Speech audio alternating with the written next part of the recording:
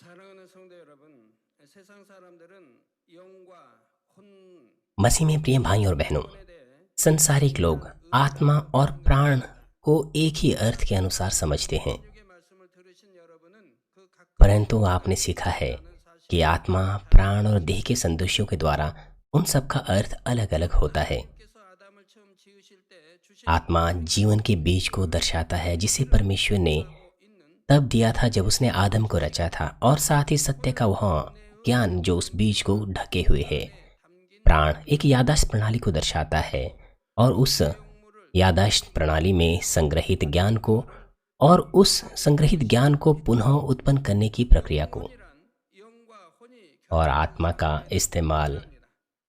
성경에는 तब भी किया जाता है जब आत्मा प्राण को मिश्रित रूप से दर्शाया जाता है। बाइबल में हमें समझना चाहिए कि आत्मा और प्राण का प्रत्येक संदर्भ उसके अर्थ के अनुसार, उसके प्रसंगों के अनुसार साफ रूप से विभेदित किया गया है। याईर की बेटी जब मर गई थी, 죽은 것이 तब यीशु ने याईर के विश्वास को देखा और कहा कि वह मरी नहीं बल्कि सो रही हैं। 살아 있는 것을 의미하지요. उसका अर्थ था कि उसने उद्धार प्राप्त कर लिया है और उसका आत्मा जीवित था। 돌아왔 इसलिए जब यीशु ने उसे जीवित किया तो आयत में लिखा है कि उसका आत्मा लौट आया। 11절에 나오는 प्रेरितों के काम 5 अध्याय 1 से 11 पद में हमें हननी और सफीरा की कहानी मिलती है। 수 없는 사람들로 वो उद्धार प्राप्त नहीं कर पाए क्योंकि उन्होंने पवित्र आत्मा को झूठ बोला 그들이 죽었을 और उनका आत्मा मर चुका था। 혼이 जब वो गिरकर मर गए तो उसका मतलब है 다음으로 영혼이라고 표현한 कि उनका प्राण उन्हें छोड़ के चला गया। 13장 40절 आइए हम आत्मा प्राण के तमाम संदर्भों के मामलों को देखेंगे। 아버지여 लूका 23 अध्याय 46 पद में जब यीशु ने अपनी अंतिम सांस ली तो उसने कहा कि हे पिता, अपनी आत्मा मैं तेरे हाथों में सौंपता हूँ। 내 영혼 और दाऊद 여호와 भजन संहिता 103:1 में कहता है, हे मेरे मन यहोवा को धन्यवाद कहे, जो कुछ मुझ में है वह उसके नाम को धन्य कहें। 순교하여 और प्रेरितों के काम 7 अध्याय 59 पद कहता है, 내 영혼을 जब स्तिफनुस को पथरावा कर रहे थे तब वह यह कहकर प्रार्थना कर रहा था कि हे प्रभु, मेरी आत्मा को ग्रहण कर। 영 안에 혼이 इन मामलों में आत्मा प्राण जो मिश्रित है, 다스릴 वो आत्मा प्राण की मिश्रित दशा को दर्शाते हैं, जहाँ पर उनका प्राण और देह आत्मा को अच्छे से पालन करता है और उनका आत्मा उनके देह को नियंत्रित करता है। इसका मतलब है कि वो आत्मा के जन थे जिन्होंने सिद्ध और शुद्ध हृदय साध लिया था। क्या वजह है कि परमेश्वर ने आदम को रचा और मनुष्य जुताई शुरू की? वो इसीलिए क्योंकि वो सच्ची संतान चाहता था जो पूरी तरह से संपूर्ण आत्मा में आए, जिसमें आत्मा और प्राण मिश्रित हो। यदि आपका प्राण समृद्ध होता है, यदि आप अपने देह और प्राण को आत्मा के नियंत्रण में देते हैं, तो आप परमेश्वर की प्रिय संतान का प्रमाण इस धरती पर भी प्राप्त करेंगे और साथ ही स्वर्ग में भी।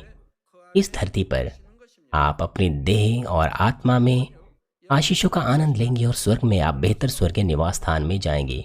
आत्मा, प्राण और देह का यह अंतिम सत्र है। 원하신가요? यह 14वां सत्र है, तीसरे भाग का।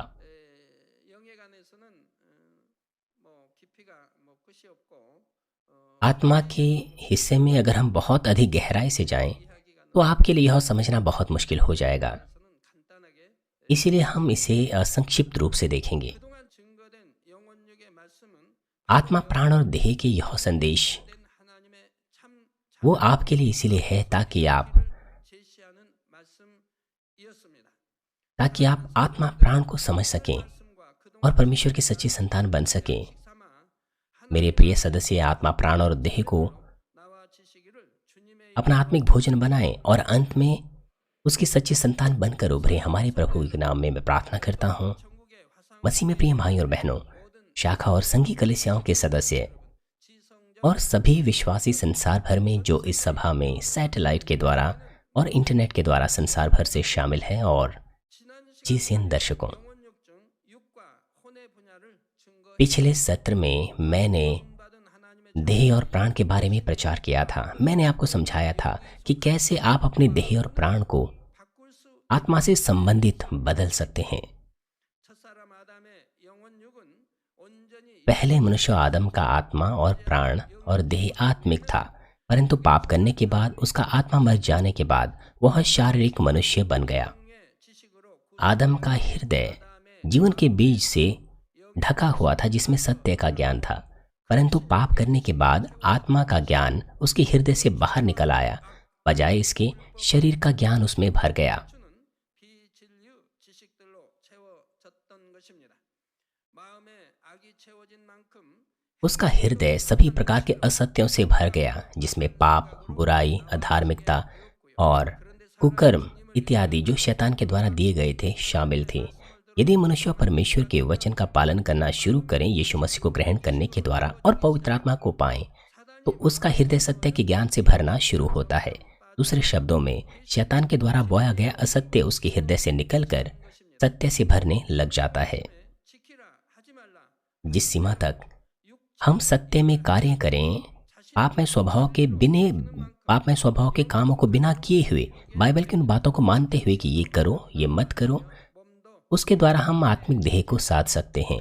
또 버리 उसके अनुसार हमारे जो कार्य है सुंदर होते हैं और हमारी देह भी मजबूत होती है। हमारे कार्य और हमारी देह भी सुंदर होती हैं। उसके साथ साथ जिस सीमा तक हम उन बातों को दूर करें जो बुराई हैं, जो परमेश्वर हमें दूर करने को कहता है, उन्हें दूर करें और उन चीज़ों को निकाल फेंके जो शरीर है, शारीरिक विचार है, तो हमारा प्राण आत्मा से संबंधित हो जाता है।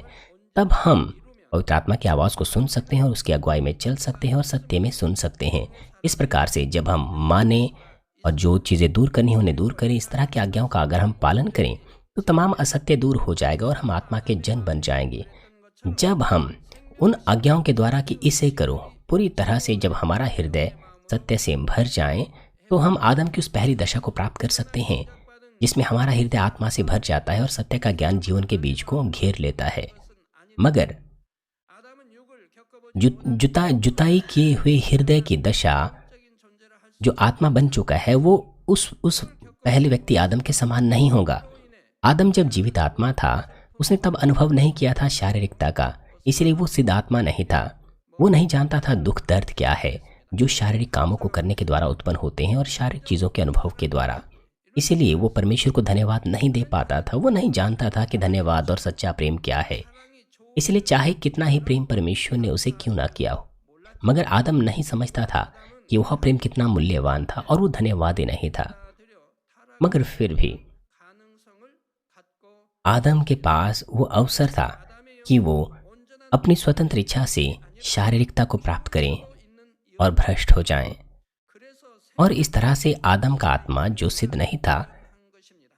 वो कभी ना कभी मर सकता था। इसीलिए बाइबल उसे कहती है वो जीवित प्राणी था, जीवित आत्मा था। 자, 영으로 मगर जो परमेश्वर के संतान जिन्होंने शारीरिकता का अनुभव किया है, जिन्होंने अपने आप को आत्मा में बदल दिया है सत्य पर चलने के द्वारा, 육의 세 वो शरीर और आत्मा के विपरीत चरित्र को समझ सकते हैं। वो समझ सकते हैं कि शरीर कितना दर्दनाक है और वह कितना व्यर्थ और गंदा है, क्योंकि उन्होंने बुराई, पाप, दर्द और दुख को इस शारीरिक संसार में अनुभव कर लिया है। इससे भी बढ़कर वो एहसास कर सकते हैं 선한 कि आत्मा कितना मूल्यवान, सुंदर और खुशनुमा है। परमेश्वर की ज्योति हुई संतान कभी भी फिर से शारीरिकता को नहीं प्राप्त करेंगे, बल्कि वो आत्मा को चुनेंगे ताकि वो स्वर्गीय खुशी का आनंद ले सकें। 것입니다. 여러분 육의 신앙생활하다 이제 영의 신앙생활 영으로 들어와서 जब आप आत्मा में आ जाते हैं 얼마나 और मसीह में आत्मिक जीवन जीना शुरू करते हैं, तो आप जानते हैं कि यह कितना आनंदमय है उस विश्वासी जीवन को जीना। 성령이 주신 पवित्र आत्मा के द्वारा दी गई सच्ची शांति आप प्राप्त करते हैं। 걸 봅니다. 그리고 기뻐하며 감사하는 신앙생활을 आप हमेशा आनंदित रहेंगे, धन्यवाद देंगे। 하나님 말씀에 항상 기뻐하라 깨어 기도하라 जो आयत कहती है कि सदैव आनंदित रहो, निरंतर प्रार्थना में लगे रहो और हर बात में धन्यवाद दो, 하는 것이지요. आपके जीवन में यह आयत एहसास होगी। 하나님의 마음과 뜻을 알므로 प्रेम, 사랑하고 감사하게 됩니다. वो परमेश्वर से प्रेम करेंगे, अपने हृदय की गहराई से धन्यवाद देंगे, क्योंकि वो परमेश्वर की इच्छा को और हृदय को समझते हैं, जिन्होंने ऐसा आनंद उन्हें दिया है। 우리가 당연히 첫째로 사랑해 यद्यपि परमेश्वर कहता है कि परमेश्वर प्रेम है, लेकिन अगर आप शरीर में रहे तो आप नहीं समझ पाएंगे इसका अर्थ क्या है। लेकिन अगर आप आत्मा में आए तो आप समझेंगे कि क्यों परमेश्वर प्रेम है और क्यों हमें पहले परमेश्वर से प्रेम करना है। तब आप अपने सच्चे हृदय से और मन की गहराई से परमेश्वर से प्रेम कर पाएंगे।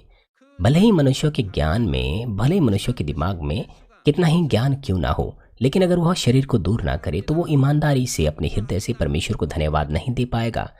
चाहे वो कितना ही प्रेम का अंगीकार क्यों ना करे, परमेश्वर को धन्यवाद क्यों ना दे, 감사합니다 하는 것과 लेकिन जब कोई भी बात उसके लाभ की होगी वो उसमें भ्रष्ट हो जाएगा। जब आत्मा का जन कहता है परमेश्वर आपको धन्यवाद, तो यह उस दशा से बिल्कुल अलग होता है जब शरीर का जन कहता है परमेश्वर को धन्यवाद। शरीर का जन जब धन्यवाद कहता है उनको कुछ नहीं मिल सकता। कुछ समय के बाद वो उसके बारे में भूल जाते हैं और जब वो परिस्थितियों का सामना करते हैं तब वो धन्यवाद नहीं दे पाते, बल्कि गुस्सा होते हैं, वो धन्यवाद नहीं दे पाते। लेकिन जब आत्मा का जन धन्यवाद कहता है तो उनका जो धन्यवाद है वो हृदय की गहराई से आता है। समय के अनुसार उनका धन्यवाद नहीं बदलता, बल्कि वो धन्यवाद बढ़ता जाता है। इसलिए उनका प्रेम और धन्यवाद पूरी तरह से अलग होगा। दूसरी तरफ जिन्होंने तमाम शारीरिक चीज़ों को दूर कर दिया है, जो आत्मा में आ गए हैं, जो परमेश्वर को अपने पूरे हृदय, मन और पूरी निष्ठा के साथ प्रेम करते हैं, वो लोग हैं जो आत्मा में आ चुके हैं। वो अपने धन्यवाद में परमेश्वर के प्रति प्रेम में कभी नहीं बदलेगी। जो आत्मा में है उनमें परमेश्वर का वचन निवास करेगा। वो पहले परमेश्वर से अपने पूरे मन, आत्मा, प्राण और हृदय से प्रेम करेंगे। वो परमेश्वर के प्रावधान को एहसास करेंगे जिन्होंने भले और बुरे के ज्ञान के वृक्ष को लगाया था, ताकि सच्ची संतान प्राप्त कर सकें, उनके साथ प्रेम बांट सकें। जिसने मनुष्य जुताई की है असंख्य पीड़ाओं को उठाने और अनुभव करने के द्वारा, इसीलिए वो अपने हृदय की गहराई से परमेश्वर को धन्यवाद देंगे। वो परमेश्वर को सच्चे प्रेम के लिए धन्यवाद देंगे, प्रभु को धन्यवाद देंगे जो क्रूस पर चढ़ा। वो पवित्र आत्मा को धन्यवाद देंगे जो आत्मा के द्वारा आत्मा को उनके अंदर जन्म देता है। इस तरह से उनका प्रेम और धन्यवाद बेबदल होगा। प्रिय भाई और बहनों, यदि आप इन वचनों को माने कि इसे मानो, इसे निकाल फेंको अपने हृदय में, अगर आप इन वचनों को माने तो आप आत्मा के जन बन जाएंगे। आप कभी भी अपनी बुरी सोच में भ्रष्ट नहीं होंगे, बल्कि उन बातों को आप याद रखेंगे कि बुराई क्या है और उसका आपने अनुभव भी कर लिया है। इसीलिए कभी भी आप उन भावनाओं के वश में नहीं आएंगे। इसीलिए शारीरिक जन आत्मिक जन का न्याय नहीं कर सकता है। जब कोई व्यक्ति बुराई देखता है, संसारिक चीजों को देखता है, तो जो शारीरिक जन की प्रतिक्रिया होगी वो आत्मिक जन से बिल्कुल अलग अलग होगी। शारीरिक जन जब कोई बुराई देखता है तो उनके अंदर सत्य और असत्य मिश्रित होकर जो उसका नतीजा होता है वो बुरी भावनाएं ही होती हैं, बुरे विचार होते हैं और अंततः वो बुरे कार्य करते हैं। दूसरी तरफ आत्मिक जन जब कोई बुराई देखें भी तब भी उनके अंदर कोई बुरे विचार या बुरी बातें या बुरे कार्य नहीं उत्पन्न होंगे, क्योंकि उनके हृदय में कोई असत्य नहीं है। वो कभी भी कोई बुराई नहीं करेंगे, ना ही वो उस बुराई को अपने कार्यों में, अपने विचारों में मिश्रित करेंगे। परंतु एक शारीरिक जन आत्मिक आयाम को नहीं समझता है, इसलिए वो आत्मिक जन का न्याय करता है, क्योंकि वो केवल बाहरी प्रकटीकरण को ही देख पाता है। क्योंकि शारीरिक जन अपने पापमय स्वभाव से और अपने बुरे मन से कुछ करता है, इसीलिए वो न्याय करता है और दूसरे काम भी करता है। शारीरिक जन दूसरों का न्याय और निंदा करता है। यदि हम अभी भी दूसरों की न्याय करते हैं, निंदा करते हैं, यदि हम दूसरों के बारे में बकवाद करते हैं, तो आपको एहसास करना चाहिए कि आप आत्मा से बहुत दूर है।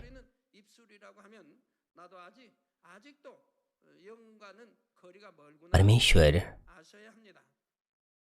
प्रत्येक व्यक्ति के बाहरी कामों को नहीं देखता है, परंतु हर एक के मन को देखता है, हृदय को देखता है। इसलिए वो उन शारीरिक लोगों को जो दूसरों का न्याय करते हैं उन्हें दुष्ट मानता है। क्यों? क्योंकि वो न्याय उचित नहीं हो सकता। शारीरिक जन जब आत्मा के जन का न्याय करता है वो उचित नहीं हो सकता, वो गलत न्याय करते हैं। इसलिए ये एक बड़ा पाप है। गिनती 12 अध्याय में एक ऐसा दृश्य है जहां पर मरियम और हारून मूसा पर दोष लगाते हैं, जिसने एक कुशित महिला से विवाह किया था।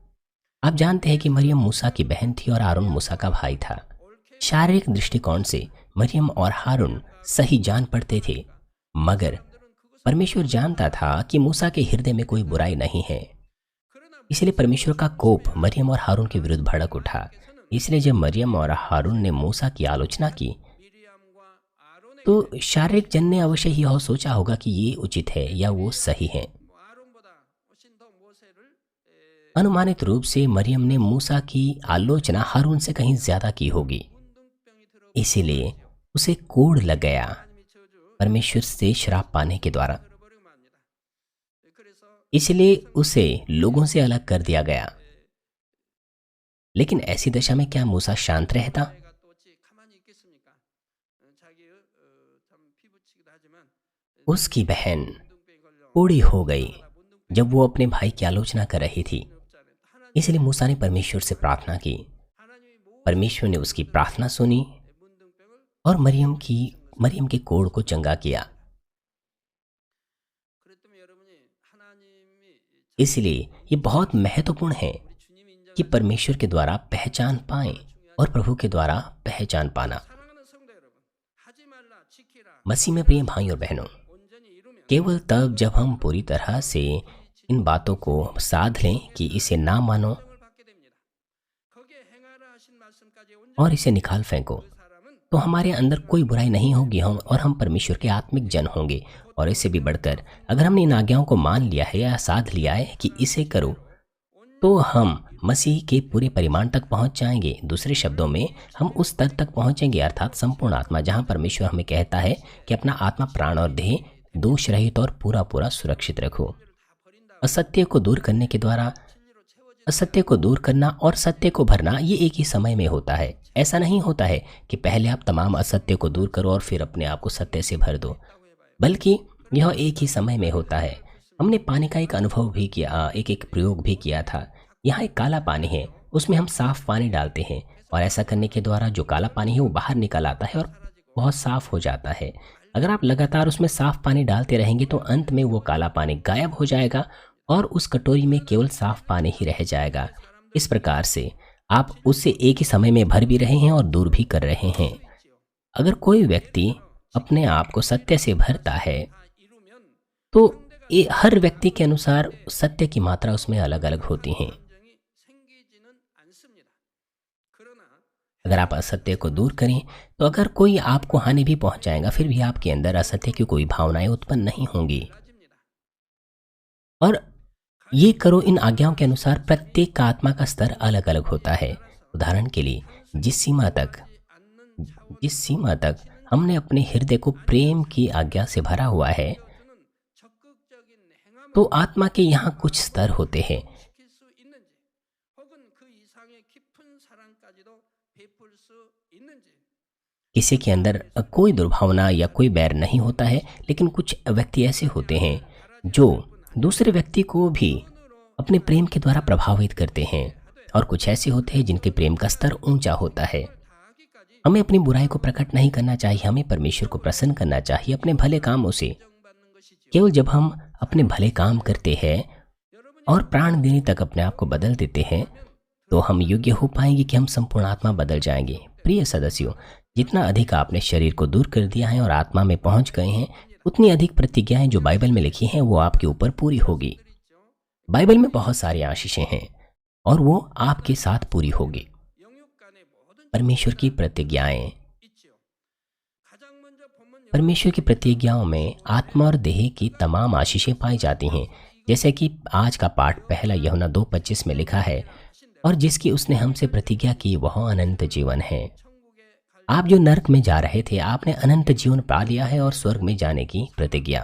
즉 지옥에 가는지 어떤 बाइबल विस्तृत रूप से हमें बताती हैं 천국에 कि हम कैसे उद्धार पा सकते हैं, जीवन पा सकते हैं और स्वर्ग जा सकते हैं, और कैसे हम नर्क में और मृत्यु की ओर जाते हैं। 들어서 आप जानते हैं कि यदि कोई पाप आप करेंगे तो आप मृत्यु का सामना करेंगे और नर्क में चले जाएंगे। आप जानते हैं यदि आप एक अच्छा जीवन परमेश्वर के वचनानुसार जिएं तो आप अनंत जीवन प्राप्त करेंगे। 또 내가 어떻게 신앙생활하면 천국에서 나고는 और आप यह भी जानते हैं कि अगर परमेश्वर 만약에 अभी आपकी आत्मा को बुलाता है 천천히 갈 तो या तो आप स्वर्गलोक में पहले स्वर्ग के राज्य, दूसरे स्वर्ग के राज्य, या परमेश्वर के स्वर्ग के राज्य के तीसरे स्वर्ग में, या फिर नए यरूशलेम में अपने विश्वास के अनुसार जाएंगे। 부와 명예가 있고 권세 परमेश्वर की प्रतिज्ञाओं में 하나님의 약속을 हम इस धरती पर 가족의 धन, 해결받을 수 있고 सम्मान, सामर्थ्य और स्वास्थ्य का आनंद ले सकते हैं, और आप अपने परिवार में समस्याओं का समाधान पाएंगे, बुद्धि और 부흥의 축복도 ज्ञान भी प्राप्त करेंगे जैसे कि उसने प्रतिज्ञा की है, और आप परमेश्वर के द्वारा दी गई ताकत और योग्यता को प्राप्त करेंगे। आपकी कलीसिया में जागृति आएंगी, और परमेश्वर आपको आशीष देगा। बाइबल में लिखी हुई जो भी प्रतिज्ञा है सर्वशक्तिमान परमेश्वर आपको उत्तर देगा और आपकी इच्छाएं पूरी करेगा। बाइबल की प्रतिज्ञाएं वो सटीक सत्य है, जैसे वे लिखी गई हैं वे वैसे ही पूरी होंगी। मगर परमेश्वर की असंख्य संतानों में केवल कुछ ही है ऐसे जो परमेश्वर की तमाम बाइबल में प्रतिज्ञा की गई आशीषों का आनंद ले पाते हैं। इसकी वजह क्या है? उसकी वजह यह है क्योंकि परमेश्वर की प्रतिज्ञाओं में कुछ शर्तें पाई जाती हैं। पहला यूहन्ना 2:25 में जो आज का पाठ है उसमें उन आशीषों को पूरा होने के लिए शर्तें पाई गई हैं, जहां पर लिखा है कि जो कुछ तुमने आरंभ से सुना है वही तुम में बना रहे, और यदि वह तुम में बना रहे तो तुम पुत्र में जो कि प्रभु यीशु मसीह हैं और पिता में बने रहोगे। जो कुछ हमने आरंभ से सुना है उसे अपने अंदर बनाए रखने के लिए हमें उसे अपने हृदय में रखना है। यदि हम उसे सुने तो सबसे पहले वह आपके ज्ञान में रहेगा, और ज्ञान रूपी यह विश्वास जब आपके कर्मों के द्वारा पूरा होता है तो वह हमारे हृदय में बना रहेगा, वो आत्मा के रूप में बना रहेगा। फिर आपका हृदय आत्मा में बदल जाएगा। इसलिए आपको इस वचन को साथ लेना चाहिए। जो वचन आपने सुना है अपने कर्मों में आपको उसे साथ लेना चाहिए। ऐसा नहीं कि आप कुछ समय बाद तक उसे अभ्यास करें फिर छोड़ दें, बल्कि अपने कर्मों में आपको उससे सिद्ध कर लेना है। केवल तभी परमेश्वर का वचन आप में बना रहेगा। बाइबल की एक बहुत साधारण आयत है, क्या वो आपके हृदय में है? परमेश्वर कहता है सदैव आनंदित रहो। क्या आप हमेशा आनंदित रहते हैं? आपने इसका फोटो भी बनाया हुआ है, इस आयत की आपने फोटो फ्रेम की हुई है।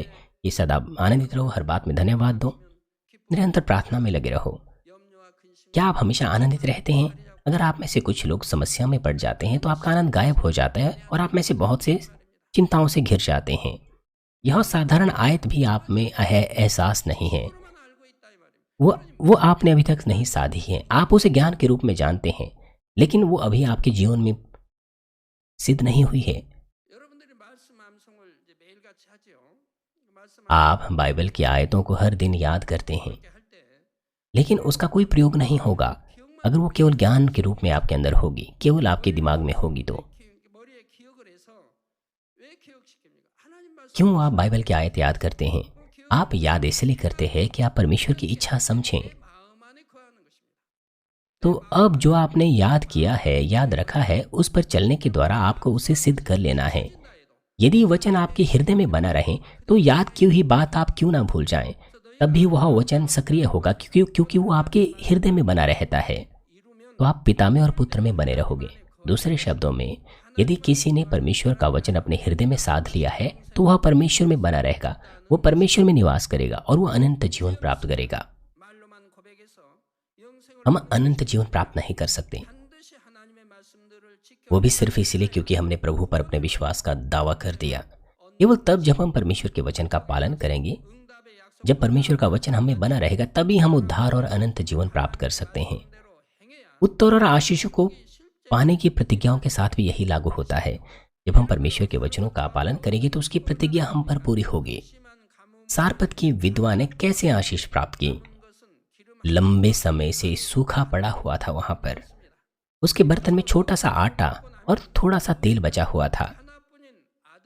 वो अपने और अपने बच्चे के लिए उस थोड़े से आटे और तेल के द्वारा खाना बनाने वाली थी, और उसके बाद वो भूख से मर जाती।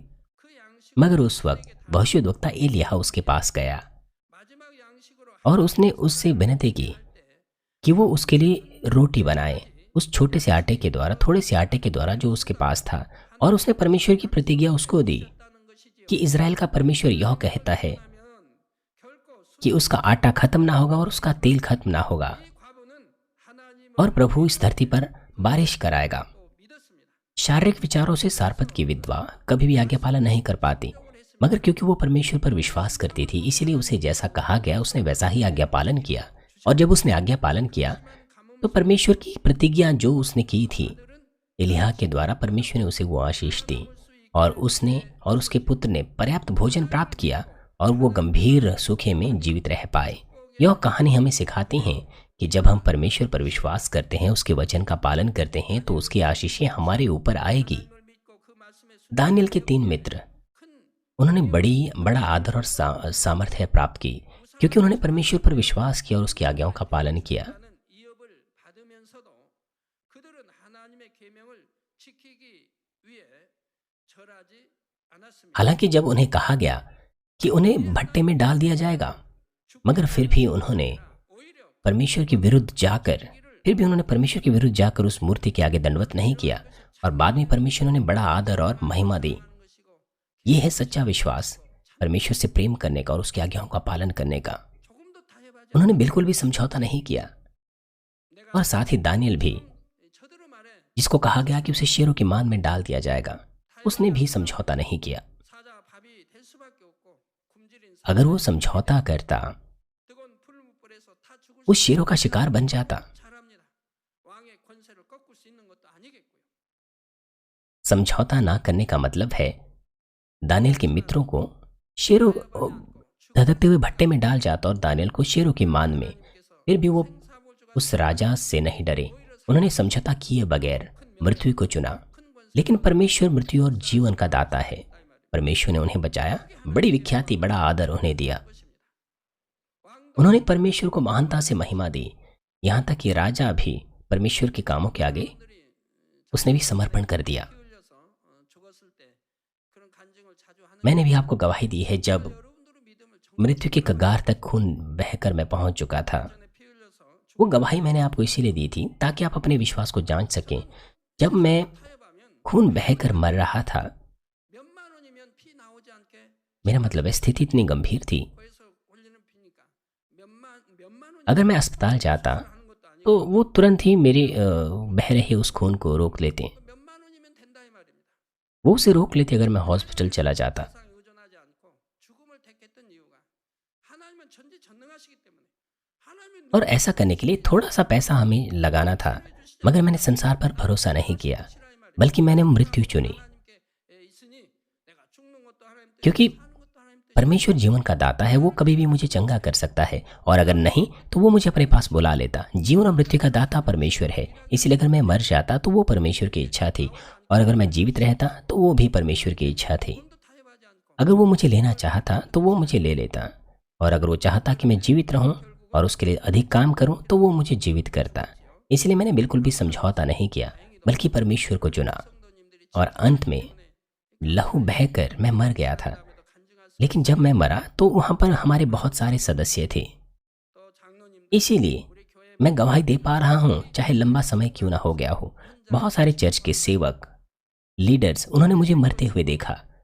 얼굴에 उन्होंने मेरी नाड़ियों को जांचा। 해지며 또 맥이 उन्होंने मेरा चेहरा देखा जो पूरी तरह से पीला पड़ गया था। 있다 이 말입니다. मेरी सांसें रुक गई थी, मेरी धड़कनें रुक गई थी। 그것이 하나님 뜻이 아니게 바로 하나님께서 मगर क्योंकि वो परमेश्वर की इच्छा नहीं थी कि मैं मरूं, इसलिए परमेश्वर ने मुझे क्षण भर में जीवित कर दिया। 다시 और 불구스러해지고 और फिर जब मैंने पानी पिया तो वो पानी खून में बदल गया, और मेरा चेहरा और मेरी त्वचा फिर से लाल बन गई, और मैं उठ बैठा। 그나 오늘날 뭐 기도 받아보다가 परंतु आज 결국은 세상에 의존하고 यदि आप 하나님 아신다 이 말입니다. बहुत बार प्रार्थनाओं को ग्रहण करने के बाद भी चंगे नहीं होते, तो आप संसार पर भरोसा करने लग जाते हैं। परमेश्वर इस बात को जानता है कि आपके गहरे हृदय में विश्वास है या नहीं। अगर सचमुच आप विश्वास करते हैं तो आप पूरी तरह से परमेश्वर पर भरोसा रखेंगे। मगर मामला यह नहीं है। परमेश्वर जानता है कि अंत में आप संसार पर भरोसा रखेंगे अगर आप प्रार्थनाओं से चंगे नहीं होते हैं। 되어 있지를 못하더라 이 말입니다. आपके पास सच्चा और सिद्ध विश्वास नहीं है, 상이 되면 그렇지 वो शारीरिक विश्वास है। यदि आत्मा में आपके पास विश्वास है तो आप ऐसा नहीं करेंगे। 아버지께 맡깁니다. आप बिल्कुल भी समझौता नहीं करेंगे। आप अपना जीवन परमेश्वर के हाथों में सौंप देंगे।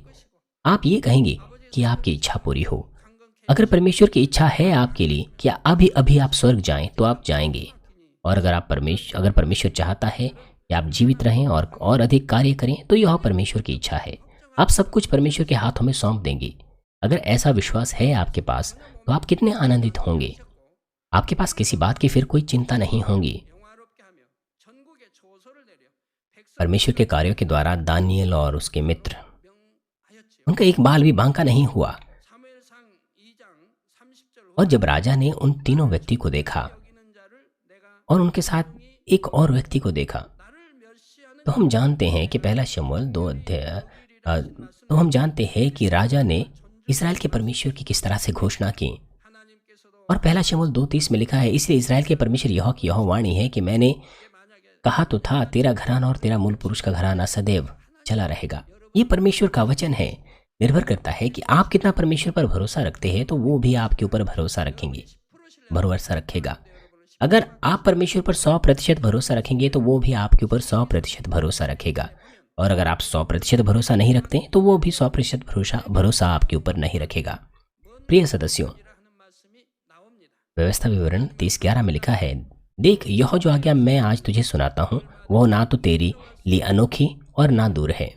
यदि आप परमेश्वर की प्रतिज्ञाओं और आशीषों पर विश्वास करते हैं तो हम उसकी आज्ञाओं को पालन करने के लिए सक्षम हैं। मगर फिर भी अधिक से अधिक, ज़्यादा से मेरा मतलब है ज़्यादातर लोग परमेश्वर की आज्ञाओं का पालन नहीं करते। जब यह उनके विचारों के साथ सहमत नहीं होती या उनके लाभ के अनुसार सहमत नहीं होती, वो स्वयं केंद्रित मसीह जीवन जीते हैं जैसा उन्हें पसंद है। वो वैसा नहीं जीते जैसा परमेश्वर चाहता है।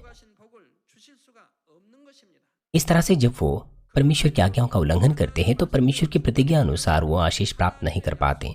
लेकिन दूसरी तरफ अगर वो एक एक करके परमेश्वर की आज्ञाओं को मानेंगे तो परमेश्वर की प्रतिज्ञाएं उनके ऊपर पूरी होगी। भले ही अभी आपने सारी शारीरिकता दूर नहीं की है, मगर आप सब बातों में समृद्ध होंगे और अच्छा स्वस्थ पाएंगे। जितना आपका प्राण समृद्ध होता है और आप वचन का पालन करते हैं,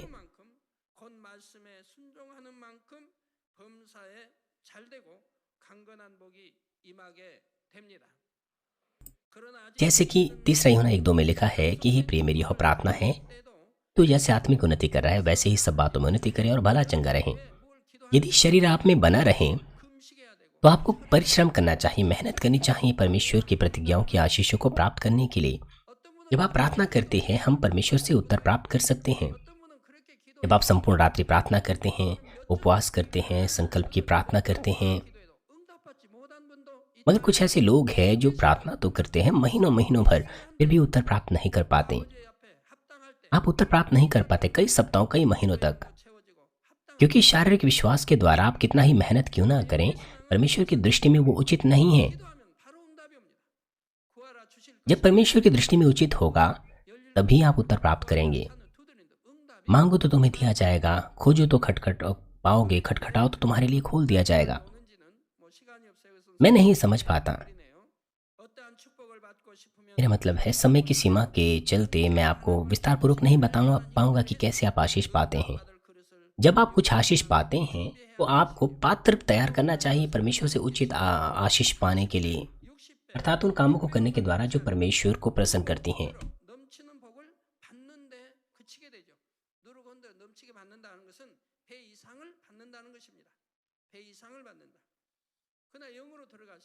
यदि आप शरीर में बनकर उपवास करें, प्रार्थना करें, तो जो कुछ आपने बोया है आप उसके अनुसार 30, 60 और 100 गुना आशीष प्राप्त नहीं कर सकते। हिलाते हिलाते ढुलाते हुए उभरती हुई आशीष, उसका मतलब है कि आप दुगनी आशीष प्राप्त नहीं कर पाएंगे।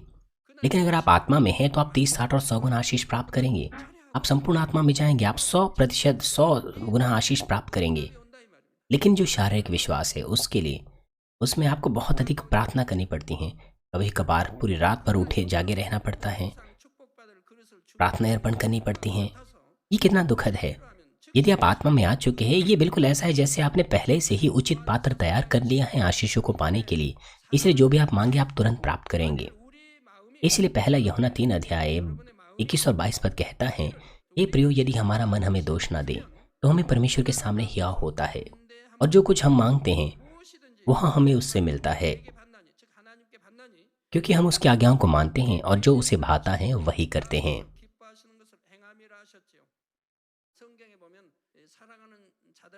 यदि बाइबल कहती है प्रियो,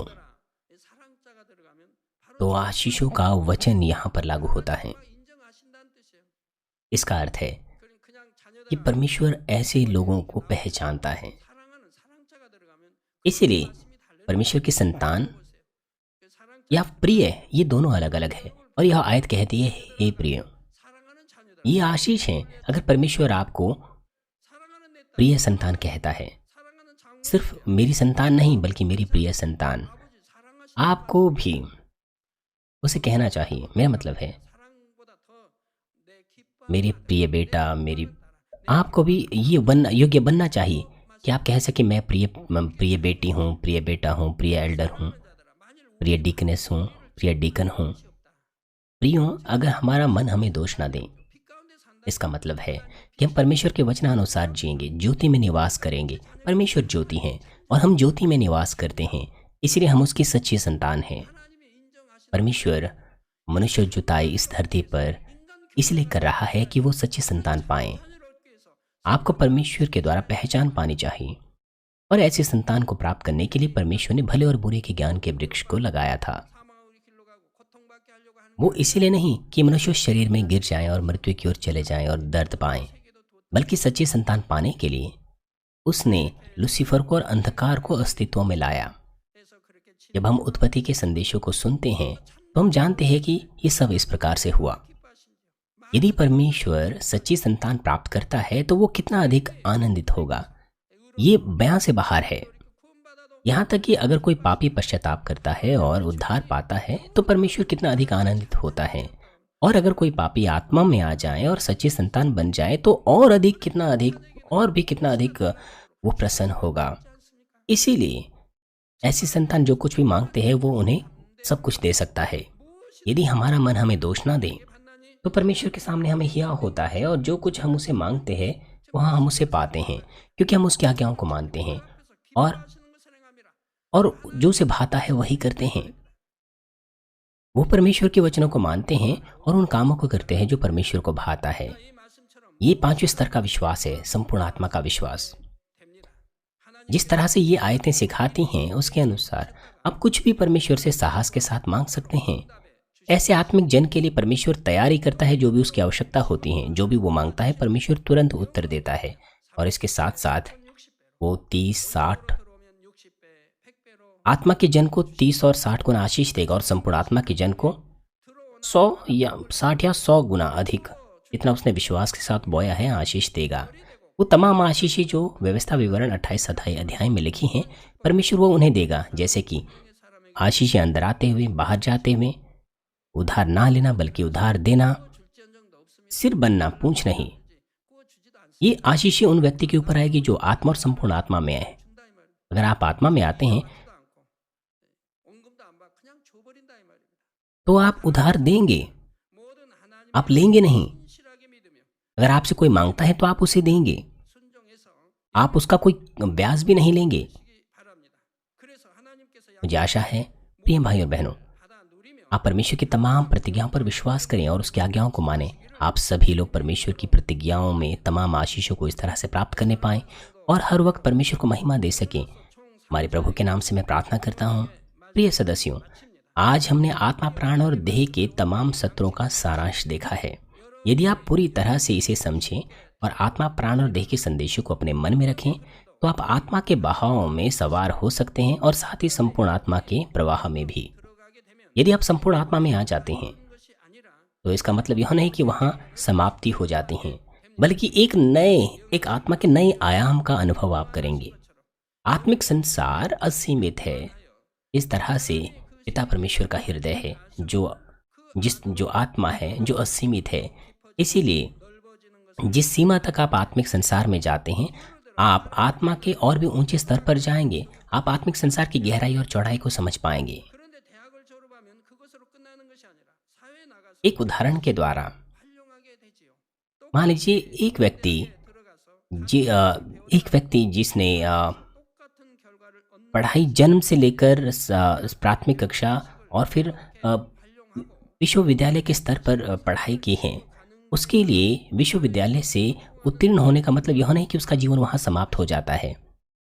마찬가지로 사람의 영혼이 잘 उसी प्रकार से यदि इस उदाहरण को हम देखें, दो व्यक्ति भले ही उन्होंने एक ही पढ़ाई एक ही विश्वविद्यालय से क्यों ना की हों, लेकिन उनकी जो नतीजों की कटनी होती है वो अलग अलग होती है। हर व्यक्ति का जो योगदान उसके समाज में होता है, वो किस तरह से अपने संग्रहित ज्ञान का इस्तेमाल करता है, उसके अनुसार अलग अलग होता है। 그러니 성결된 하나님의 사람들이란 उसी प्रकार से संपूर्ण आत्मा का जो जन है वो अपने ज्ञान को, आत्मिक संसार को और भी गहराई से साधने के लिए इस्तेमाल करेगा। इसीलिए किस तरह का स्तर हर एक व्यक्ति ने साध लिया है, उसी के आधार पर उसके स्वर्गीय, उसकी ज्योति, उसकी महिमा और उसके जो स्वर्गीय स्थान है वो अलग अलग होंगे। मुझे आशा है कि आप में से हर व्यक्ति और भी ऊंचे स्तर पर आत्मिक संसार में जा सके जब तक कि हमारे प्रभु का द्वितीय आगमन नहीं हो जाता है। इसलिए आप में से हर व्यक्ति विश्व मिशन को पूरा करने में शामिल हो सकें और आप तमाम मनुष्य जुताई जिसकी इस धरती पर हो रही है उनमें से स्वर्ग के सबसे ऊंचे स्थान में बैठ सकें। प्रभु यीशु मसीह के नाम से मैं प्रार्थना करता हूँ। आइए संदेश पर सोचते हुए सभी लोग साथ मिलकर प्रार्थना करेंगे। 영을 이루려면 아버지 성령 받고 하나님 말씀대로 아버지 행하고 지키고 버리란 거 버려야 한다 했습니다. 그래 영으로 회복되어 참으로 아버지 하나님을 사랑하고 중심에 감사하며 항상 기뻐하고 쉬지 않고 기도하는 범사에 아버지 감사하는 마음에 임한다 했습니다. 마음에 비진리가 없으므로 아버지 악한 생각이나 행함이 나오지 않는다 했습니다. 원영을 이루려면 더 하나님을 아버지 기쁘게 하게 하여 참으로 이러한 영적인 선을 이루어야 된다고 말씀했사오니 또 영으로 들어가 아버지 하나님 축복으로 더 아버지 축복된 삶을 살아야 된다 했습니다. 영혼육의 말씀을 온전히 양식 삼으면 영의 물결을 쉽게 탈 뿐 아니라 온영의 흐름도 잘 탈 수 있다고 말씀하셨습니다. 들었던 말씀 이제 잘 아버지 배운 지식들을 활용하여 아버지 하나님 더 영으로 온영으로 신속히 들어가는 우리 만민의 모든 성도들 다 되게 축복해 주옵시며 인도해 주옵소서. 우리 주 예수 그리스도 이름으로 기도하옵나이다. 아멘. 당회장님의 환자를 위한 기도를 받겠습니다. 아픈 곳이나 연약한 곳 위에 손 얹고 기도 받으시고 इन्हें पास्टर की बीमारों की प्रार्थना ग्रहण की जाएगी। अपना हाथ अपने बीमारों के ऊपर रखें और अगर आप बीमार नहीं हैं अपना हाथ अपनी छाती पर रखें। अपने हृदय की इच्छाओं के लिए विश्वास से इस प्रार्थना को ग्रहण करें। हालेलुया। सर्वशक्तिमान हमारे प्रेमी पिता परमेश्वर, कृपया अपना हाथ सभी विश्वासियों पर रखें जो इस वक्त इस प्रार्थना को ग्रहण कर रहे हैं। समय और दूरी को मिटाते हुए अपना कार्य उन लोगों पर प्रकट करें जो इस वक्त इस प्रार्थना को GCN और इंटरनेट के द्वारा और सैटेलाइट टीवी के द्वारा शाखा और संघी कलीसियाओं में और परमेश्वर के संतान संसार भर में ग्रहण कर रहे हैं। उन्हें हृदय से विश्वास करने के योग्य विश्वास दीजिए। नकारात्मक विचार और शक दूर कीजिए और सभी क्लेश और आजमाइशें दूर कीजिए। सिर से लेकर पैर तक सभी अंदरूनी अंग, कोशिकाएं, उत्तक और तंत्रिकाएं और जो भी बीमार अंग है उन्हें पवित्र आत्मा की आग के द्वारा झुलसा दीजिए और मूल ज्योति के द्वारा। यीशु मसीह के नाम से मैं आज्ञा देता हूँ, शत्रु, दुष्ट और शैतान, सभी बीमारियां, रोगाणु, विषाणु और निर्बलताएं दूर हो, ज्योतियां जाएं। कृपया उनके तमाम असाध्य और अंतकारी रोग पवित्र आत्मा की आग के द्वारा झुलसा दीजिए। सभी प्रकार की महामारियां, मलेरिया सहित दूर कीजिए। सभी संक्रामक रोग जैसे कि जुकाम और बुखार दूर हो, उन्हें सुरक्षा दीजिए। सभी प्रकार के रोगाणुओं और विषाणुओं से तमाम पेट, फेफड़े, जिगर, छाती, यूट्रेन और आंतों के कैंसर से चंगा कीजिए। एड्स, लुकेमिया, दिमागी रक्तघात, उच्च रक्तचाप, धीमा रक्तचाप, मधुमेह, थायराइड की समस्याएं, हृदय, फेफड़े और स्त्री रोग और तमाम सूजन और जलन दूर हो।